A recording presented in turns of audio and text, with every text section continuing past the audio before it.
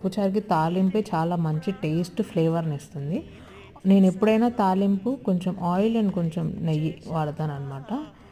వేడయ్యాక దీంట్లోకి తాలింపు గింజలు వేసేసుకొని దంచుకున్న వెల్లుల్లిపాయ, ఎండుమిర్చి, కరివేపాకు వేసుకొని కరివేపాకు చిటపటలాడాక పొడవుగా కట్ చేసుకున్న సగం ఉల్లిపాయ వేసేసుకొని ఉల్లిపాయ కొంచెం రంగు మారాక దీంట్లోకి కొంచెం ఇంగువ వేసేసుకొని ఒక 1 మినిట్ ఫ్రై చేసేసుకున్నాక మనం స్మాష్ చేసి పెట్టుకున్న పప్పుని దీంట్లోకి యాడ్ చేసేసుకొని మొత్తం ఒకసారి కలిపేసుకొని ఉప్పు అదంతా కలిసేలాగా పోపు ఉప్పు అంతా కలిసేలా కలిపేసుకొని మూత పెట్టేసి